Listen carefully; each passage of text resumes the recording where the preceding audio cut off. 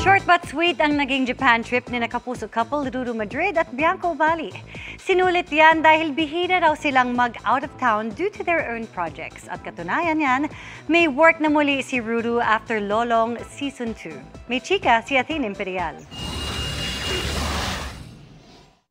Nagpunta sa Japan si Ruru Madrid to have a break from his work and projects.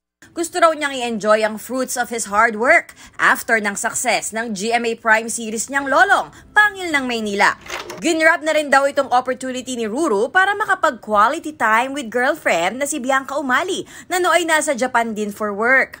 Bitin kasi parang sumunod lang ako kay Bianca doon, parang nag-extend siya for 3 days. So 3 days na ako nasa Japan. Sobrang nag-enjoy pa rin kahit papano because it's my first time din na maikot ang Osaka.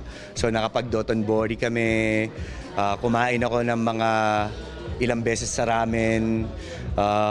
Siguro yun naman din talaga pagka nasa Japan ka food trip, di mo talaga isipin yung diet. Pagbalik naman sa Pilipinas, back to work agad si Ruru.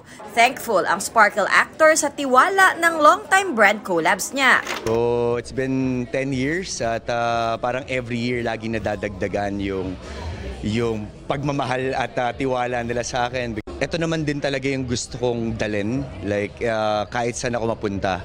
To represent our country, mahalin yung sariling atin, love local. Athene Imperial, updated sa Showbiz Happenings.